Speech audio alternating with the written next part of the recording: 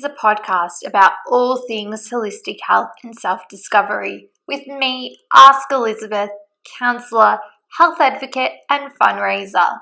Join me as we get to know these guests and learn about how they implement health, well-being and self-care practices into their lives.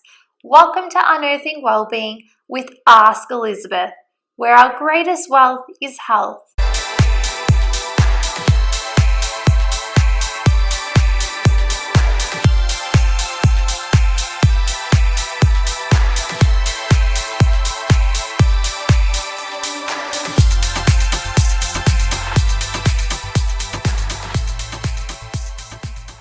Hey everyone, and welcome to episode 29 of Unearthing Wellbeing. This week on the podcast, I was delighted to have Casey Beros. She is a health journalist and an author of Bad Girl's Guide to Better. We spoke about her journey to get to where she is now and how it can be sometimes difficult to sift through the BS influencers put out regarding health and determine what is real. Plus, she gave us some insight into her stealth help book, which has sold out in many places already, known as a bestie in a book. Without further ado, here is Casey.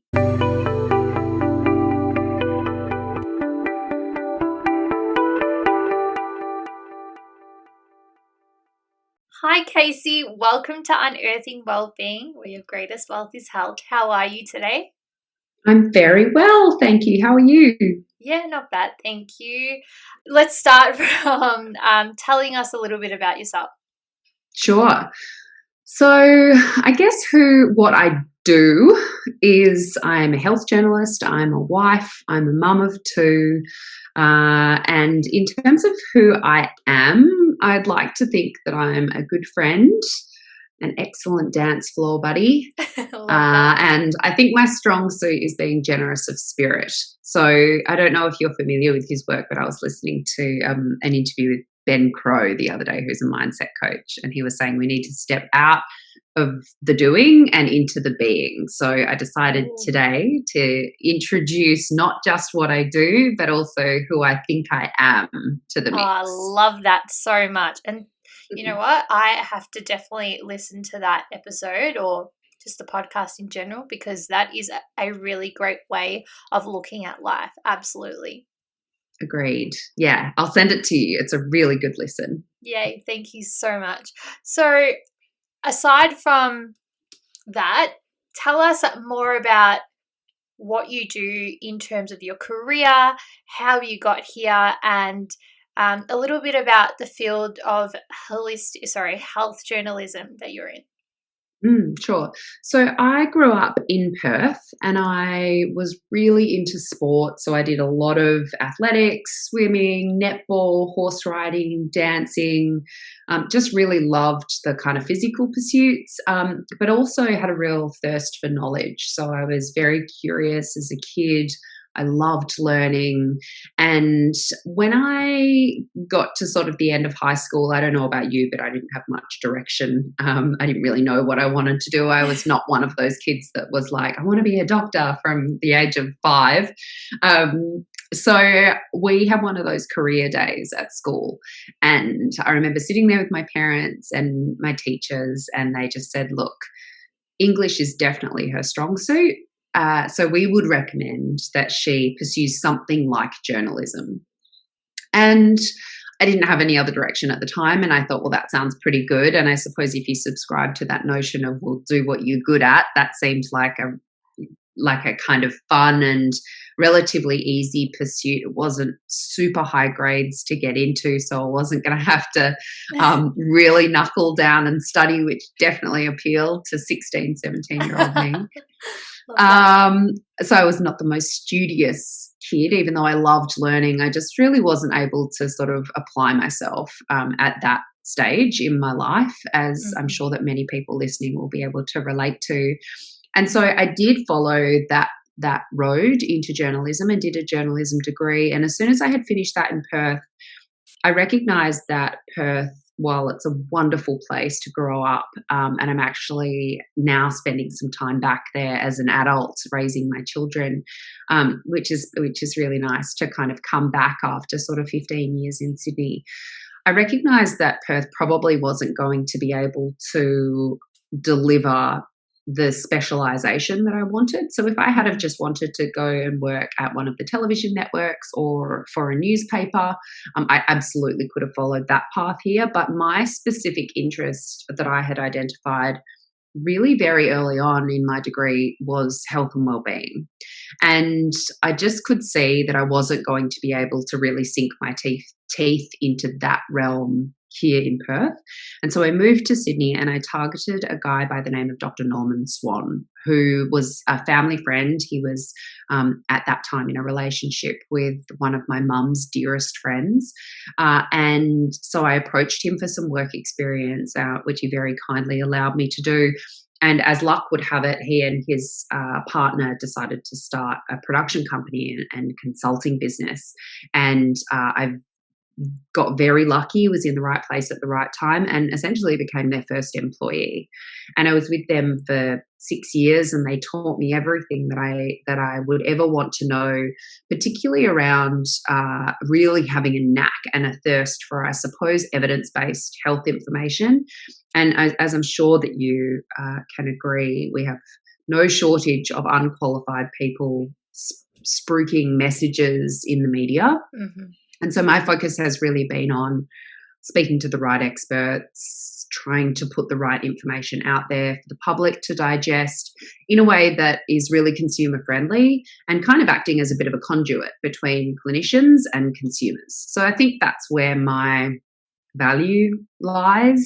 And really, I just fell in love with communicating around our health and our well-being, which I still to this day really excites me because I think it's our most important asset. You can have all of the money in the world, you can have 1 million followers on Instagram, you can have 400 pairs of shoes, and if you don't have your health, then you effectively have nothing. And anybody who's lost anybody or anybody who's been through a challenging illness journey themselves will know that to be true. And so I guess that's really my mission, is to try and share the best information that I can and empower people to make good, strong, positive choices when it comes to their health. That's beautiful. And I feel like I ventured down a similar path to you in terms of seeing loved ones of mine go through health issues and later pass away, specifically from cancer. And then I went through like my own health issues personally. And I think investigating that actually not only helps you, but it helps others. And that's what actually led me to this path of first starting this passion project, Ask Elizabeth, but then eventually opening up into different platforms and getting experts on like you do and learning more and sharing that. So thank you so much for being that beacon of hope, being that person to refer to for valid information. And I guess, yeah, you're really inspirational, and I'm so glad that I'm able to have you on the podcast. Oh, that's very kind. It's such a pleasure. And you're doing the same thing, right? Like, that's what we were put here to do. And so you providing a space for people like me to be able to share that information is really important, because if there's one thing that I know, it's that, you know, you can have 500,000 followers on social media and spread whatever message you want.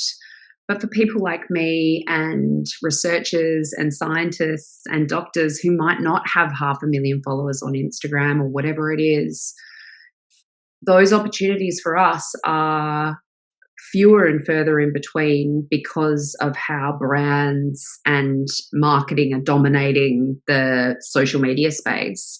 And so what I know about the Australian public is that they are clever. We know now what to do. We know to eat this, don't eat that, move our bodies, don't slack off on the couch. We know the things. And one of the things that I identified in 15 years of asking questions of experts is we can't keep delivering the same information over and over and over again in the same ways and expect a different result. Absolutely. Like, it's the definition of insanity, right? And we have more information in these little things than we have ever had. Ever. It would blow our great-grandmothers' minds to know what is available to us. Mm-hmm. I mean, this would host now far more information than, the state library would have hosted even probably 10 years ago. And so things have changed so quickly. And I think that consumers, and I say consumers as in the general public, we're pretty cluey now. We know what we should be doing and why we should be doing it. But we are so bombarded with health messaging from other sources, e.g. advertising, marketing, influencers, that isn't necessarily the appropriate source of that information. I always liken it to if you have two nonnas who live next door to each other, and one nonna says to the other nonna over the back fence, hey, my sister ate only lemons for 10 weeks and lost 10 kilos. That nonna is going to go and share with her other nonna friends that Susie's sister lost 10 kilos in 10 weeks by eating only lemons. Yeah. And now what we have as a result of the internet, but more specifically social media, is that on steroids times a billion. And so there's real power in that. That's a real opportunity. But there's also a lot of challenges that come with that, because we just don't have people to really monitor and really make sure that the right information is getting out to people. So I guess one of my biggest pieces of advice, if you will, to anybody listening is just be super critical of what it is that you're seeing and where it is that you're seeing it. Because the media and social media are predicated on often negativity, fear. They need clickable headlines that make you need to read, watch, listen, view. I clicked on something yesterday like actress found after days missing, and I clicked on that. Why did I click on that? I don't know that actress. I wasn't across that story, but that headline was like, oh, somebody's missing. And I instantly engaged. And it was a really crappy news site. It wasn't like anything. It was nothing official. And I was like, whoa, what's happening? Like, it's designed to suck us in. Yeah. And so I think I try really hard to remind people and to remind myself, I'm on that journey too, to just be super critical of what it is that we're listening to, particularly when it comes to our health information. Absolutely. I can't agree more. And with that, like, even if it is credible sources at the time, there's always changing and new things coming out. So if it's relevant now, it may not be relevant next week or next year. So it's always about ever learning, and I don't think we ever stop until the day we die. Mm-hmm. Yeah, I agree. And the research and the evidence around neuroscience supports that, as you would well know. We used to think that the brain was kind of done and dusted by late teens or at least early 20s, and now we know that it doesn't. Like, those connections keep kind of pruning and forming and reforming and falling away literally until the day that we die. So, like, it's never done. And I think one of the nice things about getting older, and I'm 37 now, so I know I'm not old by any stretch, but one of the nice things about maturing a little bit is that recognition that, well, actually, I know very, very little. And I was just reflecting on this to my dad yesterday. We were talking about September 11 and how it had been the 20-year the anniversary, and how little really I know outside of the mainstream media messages about all of that. And I felt and still feel embarrassed by some of the things that I don't know. And yet then I can have a conversation. So one of the things that I do is I'm a medical facilitator. So I'll often have rooms full of doctors, arguably people who are much more intelligent than I am, and I'll need to facilitate a conversation. And I will never know as much as they know. They've studied medicine. I have not. But I need to know enough to be able to A, keep up with the conversation, B, try and identify where it's going to go next, and C, be able to drive it in that way. And so occasionally I'll be sitting in a room full of highly qualified, not just doctors, but specialists talking about something very, very specific, some very specific disease, sometimes a specific stage of a specific disease, and a particular treatment to target that stage of that disease. And that is like, so I know lots of random things like that, but there are a lot of big ticket items that I have no idea about that I feel genuinely embarrassed by. And so I'm trying to be really kind to myself about that. Nobody can know everything. I'm trying to read more, watch less, and also have the guts to say, oh, I don't know anything about that. Tell me more about that, and ask those previously perceived as dumb questions. And I remember my little bio line on my Instagram a while ago was, I ask smart people dumb questions. And that's because in essence, like all of our, like, you know, that whole thing about no question is a dumb question. That's what I was trying to get at, is that all of my questions are dumb because no questions are dumb, if that sort of makes sense. Yeah, of course. So yeah, I think I am have you ever been in a situation where someone said to you, you know, X, and you go, yeah, and your head's going, no, but you're like, oh my God, I'm too deep now and I can't get out. I can't get out because I'll look like an idiot. I'm trying really hard, even if I naturally go, yeah, and then I decide, no, I go, actually, no, I actually don't know what you're talking about. Can you please explain it to me? Yeah. Because I learn best from personal instruction. Certainly I absorb knowledge better that way. And so, like, having the guts to be interested rather than interesting, and not needing to be the center of attention, and asking more questions than is probably normal. I think I've always been like that. That's why I became a journalist. That's me too. Yeah. So just being super curious and not being fearful of saying, like, no, I've never heard of that word. What does that mean? Or can you remind me what that was about? And, you know, particularly for things that are really outside of your sphere. I'm really good at asking those questions in the health setting. But when it comes to politics or finance or current affairs or some of those bigger things that we're supposed to know more than I know about, I'm really bad at asking those questions, because I think, you know, embarrassment is one of our most feared emotions. And so I'm trying to get better at just being a bit more transparent about what I don't know, because that's the only way that we get to learn. Oh, of course. I am exactly like that. And I feel that, as you said, if we don't ask those questions, how do we learn? And I feel like I learn more of asking and communicating with others rather than reading it from a book, for instance, or totally from the internet. Yeah, agreed. And that's the challenge with the nonnas. I think most of us are like that. So you can read how the lemon diet was BS, but if your nonna, who you love and trust, has told you that information, you are far more likely, I don't know that the evidence supports this, but certainly in the way that I learn and in what you've just shared with me, certainly in the way that it sounds like you learn, you are far more likely to take that on board than you are from a textbook or a medical journal, which very, very, very few people read. And so then the challenge becomes that becomes the gold standard, if you will, in those people's minds. And so if we take it out of the nonna context and put a more modern spin on it, if you see something on Facebook that is about weight loss designed by a completely unethical, no evidence behind it, weight loss supplement brand,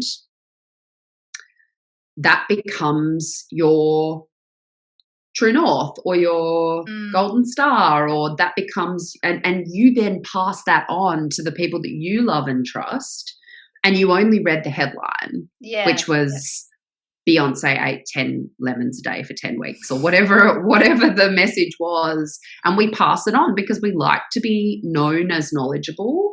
We like to share information with people that we love, and that's the challenge with the world in 2021. I think we're getting better at being a bit more discerning, but we're not quite there yet. Yeah, I agree 100%. And I feel like I was like that more so before I went to uni, because I had to do my bachelor in psychology and forensic science, and then I did a grad deep in counselling. And most of my assessments required me doing that deep diving into like not statistic based, but accredited resources. Resource papers that were not only written, but they were confirmed by others in the field. And so now I, like, when I'm actually talking about products, for instance, on my website, for instance, I don't actually just base it off things that I find on the internet or what others have told me about. I actually look into it with a fine tooth comb, because you need to, especially if you've got that platform and people actually listen to you, like, you need to actually have that recognition, but also ability to look at things from, I don't even know where I'm going with this. Just critically. Yeah. I totally hear you. And look, I will also say that the only caveat to that is not everything has to be backed by evidence. Yeah. So let's say, for example, that we look at something like body brushing. There's been no peer-reviewed meta-analysis into the health benefits of body brushing. But what we do know is that self-care practices and spending time dedicating our energy towards things that make us feel good has to have a positive benefit or impact on our health. So it doesn't necessarily need to be backed by evidence, because personal anecdotes are just as powerful. If it works for you, it works for you. Yeah. Whether that's kinesiology or Reiki or chiropractic or whatever, those things don't necessarily have clinical evidence to back them up, to varying degrees, and a lot of people would probably argue me on that, particularly when it comes to chiropractic. But the vast base of evidence doesn't necessarily support those modalities. But if they work for you and that feels good to dedicate time to yourself in that way, by all means, but don't position them, and I'm speaking really to kind of media and brands here, you can't position them as having evidence that they don't have.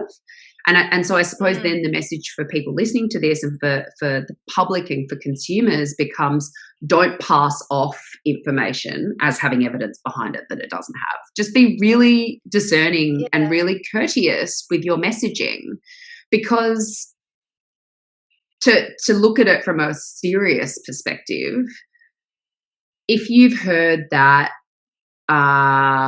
so patient X didn't do any cancer treatment for this very aggressive, fatal, incurable cancer, and they only did complementary therapies, and they're still alive after 20 years, but generally people will die from that cancer within a year. If that's the message that you listen to, you might be like that guy, but the overwhelming evidence is that you will not be like that guy. Yeah, so it's like, take it with a grain of salt kind of That's thing. right. And don't pass it on if you don't have the context around it. Absolutely. I feel like to a certain degree, well, this is my mentality anyway, if you don't 100% believe it, or even if you do, but there's no personal anecdotes, like you said, by various people, or there's no evidence-based knowledge around it, don't share it with others until you do that vigorous research too. Yeah. Or just be really clear that that's your opinion and that that's not necessarily backed by science. Exactly. You know, I think I've seen a lot, particularly in the context of the pandemic, of people saying, my opinion is not welcomed here. I've stayed very quiet about my feelings towards vaccination and about the pandemic, because I'm not the expert. I'm not an epidemiologist. I'm not even a doctor. That is not my position. So yeah, I think we just need to be really careful, just like really careful with our word. Yeah, 100%. And going back, you were talking about like in hindsight, you learn a lot more from Mm-hmm. like things that you've done in past and so forth. And that leads me to my question around your newly released book. Mm. So, for those who haven't read it yet, tell us a little bit about it. So, it's called The Bad Girl's Guide to Better. Mm-hmm. Correct. So it's essentially a stealth help guide to making peace with your past and friends with your future. And so stealth help as a genre is a little bit less literal than self help. So if you are picking up a self help book, you quite clearly are after guidance or advice about that specific thing, whether it's weight loss or self love or whatever it might be. Mm-hmm.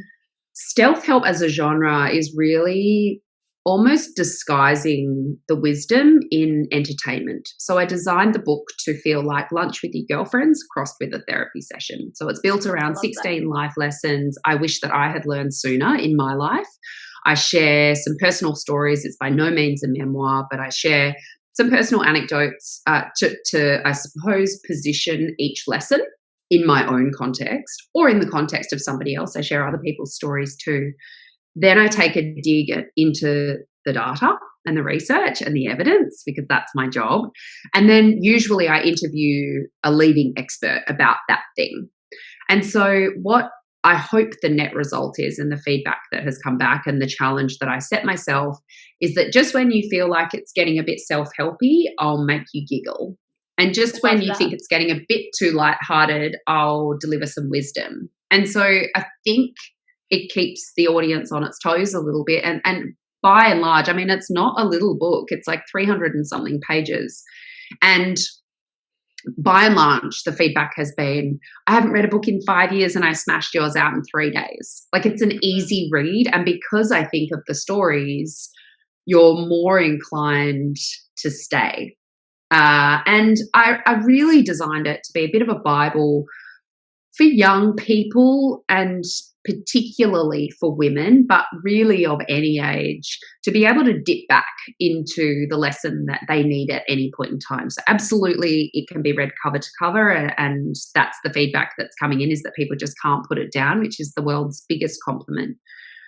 But more so that once you've read it once and then you're going through a tough thing with a friend, you double back to lesson 11. Or when you're dealing with grief, you double back to lesson 12. Or when you're focused on money, you double back to lesson 8.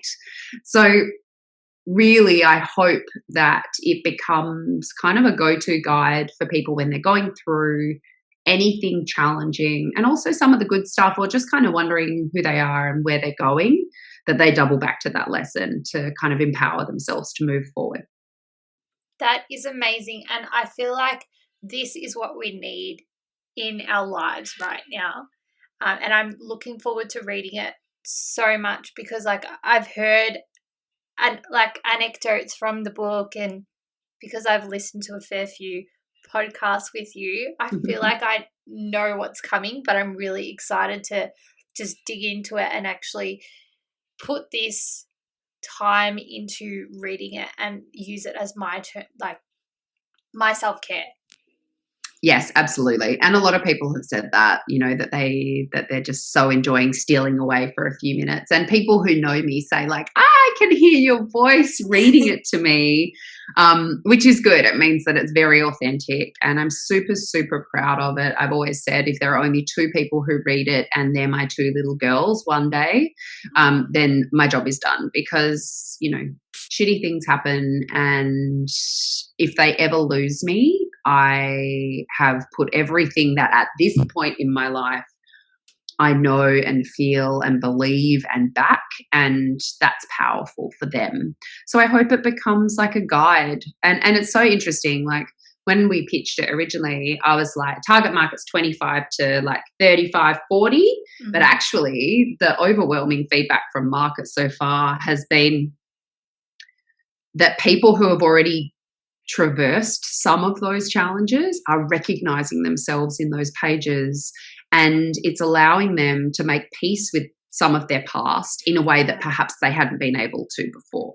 So that's just as rewarding for me, because yes, I want to guide people through making some of those mistakes. Hopefully it prevents them making some of the mistakes that I made. But if not, then at least it lets them know that they're not alone in that, and that they are going to be okay on the other side. But if you've already made them and you're still kind of struggling with who you were then and perhaps reconciling that with who you are now, then this is definitely the book for you. That is, firstly, I was about to cry when you were talking about passing that on to your daughters and allowing them to read that if you're not here at one point in time. That is beautiful, and it's so powerful that other people, like, although you expected 25 to 40-year-olds to read this and enjoy it and use it as their guide, the fact that older women have actually been able to resonate with it is so powerful. Yeah, totally. I mean, I've got message after message from people saying, I'm 65 and I've never been able to make peace with this mistake that I made. They don't share that mistake with me, but this thing that happened or this thing that I did or whatever, and I'm finally able to put it down. And that to me is like so, so powerful, because I know better than anybody, or as well as anybody, how shitty it feels to carry around these like emotional weights. They're like these backpacks that weigh us down. And life is too short for that shit, to be really frank. Like, my firm belief is that you and I and everybody listening to this deserves the life that they deserve, regardless of where they've come from, you know? Yeah. So you've talked about, in the book, there are some steps about moving past things. What are those, and could you share some of those with us? So, for instance, if we're overthinking or worrying, what are your go-tos? Okay, so the worry piece is really interesting for me, and our brain is designed to worry to keep us safe. So if you're a deep overthinker like I am, if you have a propensity to anxiety like I do, or if you're just a bit of a worrywart like I absolutely am, then really accepting that our brain is purely worrying to keep us safe, that's its job, is, I think, probably the most important thing to recognize. The second thing is that also remembering that you don't necessarily have to do what you have always done. So, for example, if you would naturally worry about whatever the issue is, until you kind of feel sick about it, like, oh, maybe if I just worry enough, it will magically, dematerialize and come off my slate. Recognizing that you have a choice in that, I think, is really important. So, for example, if I'm worrying about something, and I would usually just worry about it until I feel sick, setting an allocated worry time, I think, is really powerful. So saying, okay, I'm going to worry about that for 30 minutes when I go on my walk this afternoon at 6 p.m. or for 10 minutes on my lunch break or whenever, setting that time so that you can really dedicate the time to sitting there and worrying about it. And then if you get to the end of that worry time, and you're still worrying about it, then perhaps set another. But my point is that we don't necessarily have to do what we have always done. And if what we have always done is sat there and really ruminated on that worrying thought for a long time, just remembering that we have a choice in that, I think, is also really powerful. But to take a big step back from all of that, I think the most important thing to recognize about worry is whether or not you're worrying about something that is within your control or out of it. So if I'm worrying, for example, about the fact that I haven't booked my cervical screening test, used to be called a pap smear. If I'm worrying that I haven't booked that and it's overdue, that's a really good thing to worry about, because if that worry can then propel me into action, e.g. calling my general practice, booking the appointment, and then getting me there, then that was a really good, effective, worthwhile worry. But if I'm worrying about when I'm driving to work tomorrow, somebody smashing into my car and me dying in a car accident, those worries absolutely come up, as you know all too well as a counsellor. Those worries absolutely come up. And if there is some action I can take to help prevent that worry from happening, for example, making sure that my car is serviced, making sure that I'm driving carefully, paying attention, making sure that I've got decent tires on my car, staying super vigilant and not being on my phone or distracted or tired or whatever when I'm driving, they're good things to worry about. But where worry is out of our control, for example, something bad happening to our parents or our plane falling out of the sky whenever we're allowed to travel again, those worries are genuinely futile. So you're much better off directing that energy elsewhere. So it's almost like compartmentalizing. It's almost like, yeah, and I don't know what the right word is, but it's kind of like, it's almost a little bit like A and B testing. It's like, okay, well, is it within my control or or outside of my control? And then I guess from there, actioning whether or not you dedicate any oxygen to it, I suppose. Love it. Yeah. And it's a great way to think about it. And the 8 vital steps that you talked about, I think, are in line with moving past something. So if you've made a mistake in your past that you really have been carrying around for a long time and you are really ready to put it to bed, those steps are, number 1, stop judging yourself so harshly. Everybody stuffs things up and makes mistakes. So you're in the world's least exclusive club on that front. Number 2 is separate what you've done from who you are. So those two things are not the same. That was just something that you did. Who you are is very different to that. Mm-hmm. Then number 3, I think asking, is the punishment worth the crimes? So if you've been beating yourself up for something for 5 years or 10 years or 2 years or however long, you've probably punished yourself enough, and now it's time to let yourself off the hook, because punishing yourself into the future is only going to hurt you and probably nobody else. Yeah. And then I think it's about finding the positive. So almost always when we stuff something up, we learn something from it. So what is the silver lining? Did it buy you some empathy to be able to be an excellent agony aunt for other people who've stuffed something up? Did you learn to never do that again? Like, what is the silver lining? Because usually we learn, well, I would say always we learn more from the things that we get wrong than we will ever learn from the things that we get right. Absolutely. So really finding the positive in the mistake, if you want to call it that, I think that's really powerful. And then rewriting the script. So naturally, understanding that just because you've spent a long way feeling a certain way, a long time, I should say, feeling a certain way about something, and maybe talking to yourself in a certain way about it, doesn't mean that you don't get to change.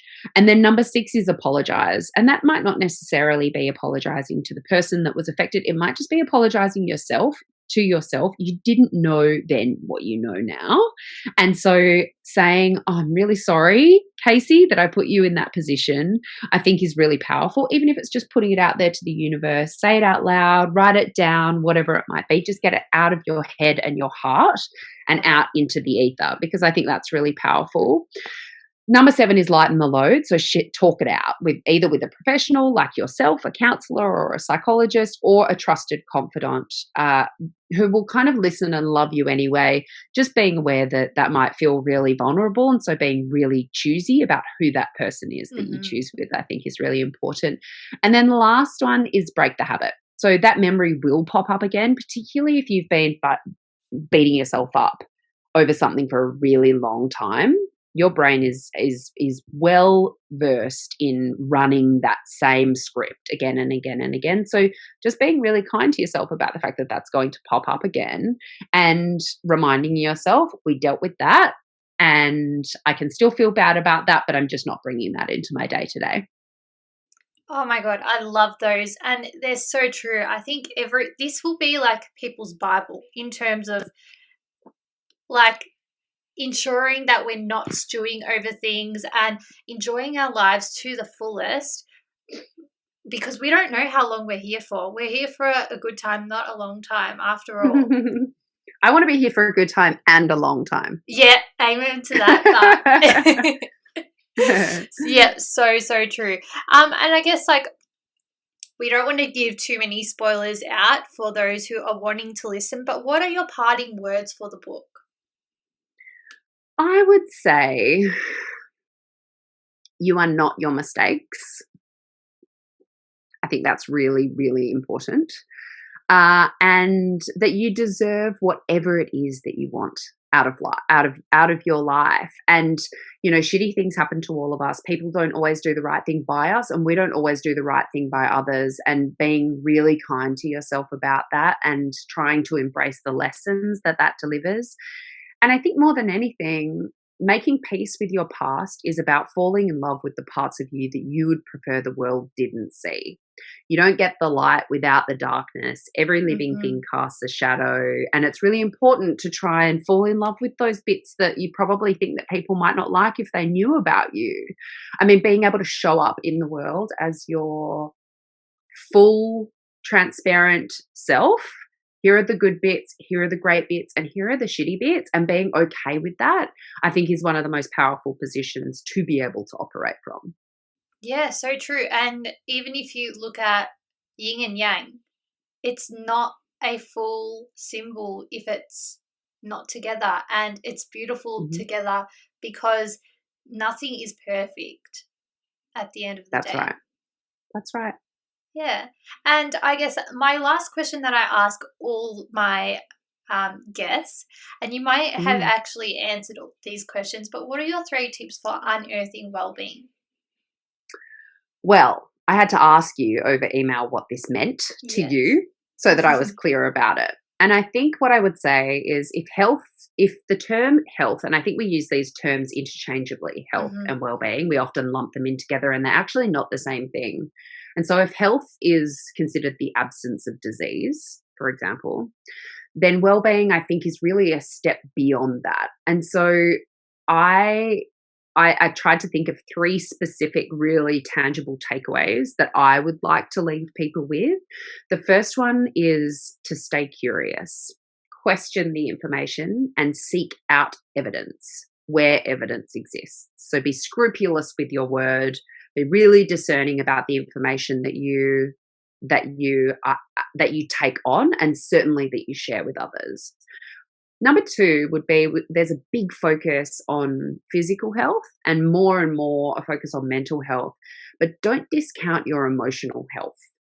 And so I think improving what psychologists would call emotional granularity, so being able to really name our emotions and be able to sit with them and recognize that the analogy that I use in the book is a DJ can't play the same song over and over and over again. They need a mix of like slow jams and then a few bangers. Like you have to take people on a bit of a journey, right? Yeah. And the same is with emotions. And if you've ever seen that beautiful kids movie Inside Out, it's animated film. It's for kids, but it delivers so much value to adults, because it really reminds us that all of those emotions are designed to coexist within us. And I think so often we pick up a bottle of wine or a tub of ice cream, or find ourselves ranting on the phone to a friend because we feel crap, but crap is not an emotion. And so taking a second to go, okay, I feel crap, but what is that feeling? Is it disappointment? Is it anger? Is it jealousy? What is that feeling? Am I hungry? Am I thirsty? Am I tired? Why do I feel like that? Just taking a second to try and identify that really helps us direct then what to do with it. So I think that that's really powerful. And then the third one I would say is learn to trust yourself. Having your own back is one of the clearest pathways to improving your self-worth. And, I'm terrible at making decisions. And so I'm really indecisive.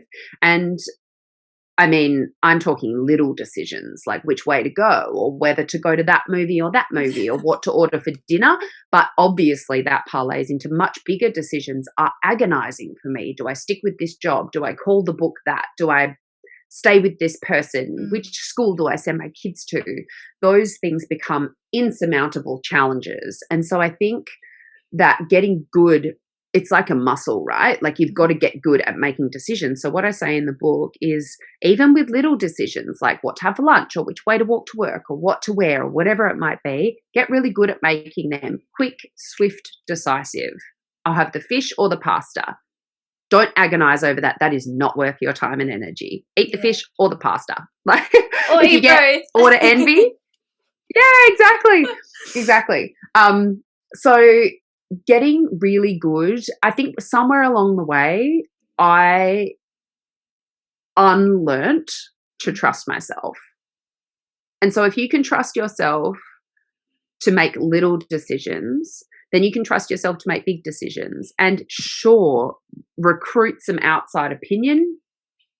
Speak to people who are a little bit further ahead of life than you if you're weighing up a big decision. But at the end of the day, nobody can make that decision for you. And I think that the better we get at being able to really back ourselves on our decisions, know that we're loved and valuable anyway, regardless of whether we get it right or whether we get it wrong, I think is really powerful.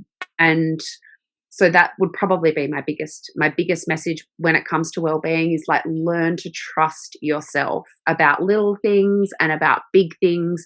If you can't have your own back, your life is going to be much, much harder. So learn to become, I've got a whole lesson on becoming your own BFF. We are wired for connection. We need good people in our lives, family, friends, experts. We absolutely need our network, but the most important person that you need to have a solid relationship with is yourself. I love that. And following your intuition and your gut can save so much time as well. Totally. And sometimes I think that's just about taking the pressure off. Like I have never know what my gut is talking about. Mine is like an incoherent mute gut.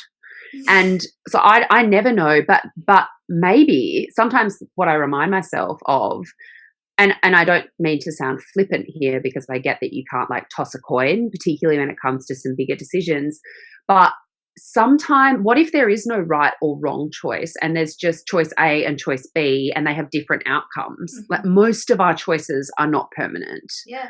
And so I'm not suggesting to not give them time and thought and energy, but perhaps just taking the pressure off the outcome because you're not there yet. You don't actually know what the outcome is going to be. Exactly. And so just being a little bit more relaxed with ourselves about the way that we make those decisions, I think is really powerful. It's kind of like a psychological holiday from like the heavy lifting, you know?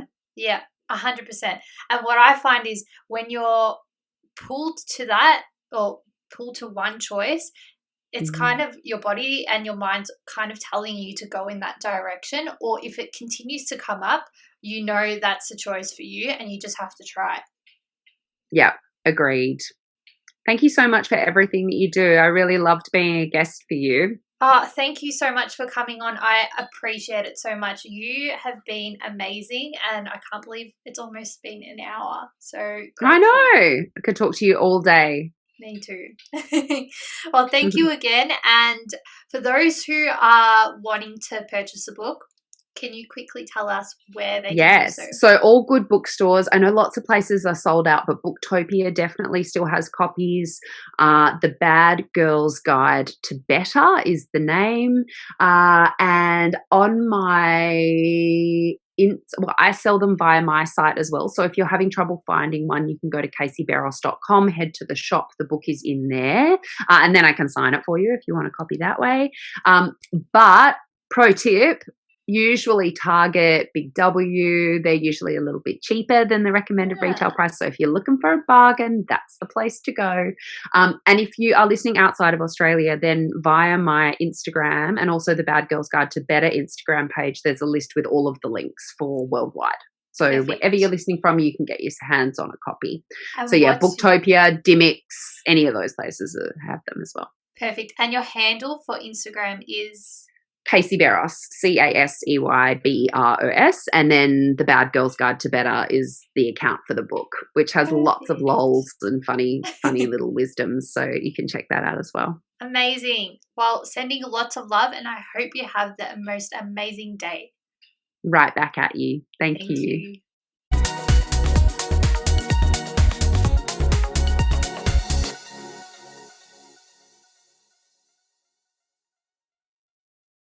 I genuinely hope you were listening to this nodding like I was. She seriously is the best. As soon as I got off the call with Casey, I placed my order for the book, which can be found on her website.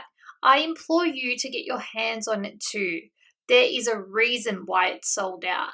To ensure Ask Elizabeth and Unearthing Wellbeing continues to grow, please subscribe and rate the podcast. Feel free to also share and tag us on your socials. I hope you have a lovely day. Be safe and be kind. Take care.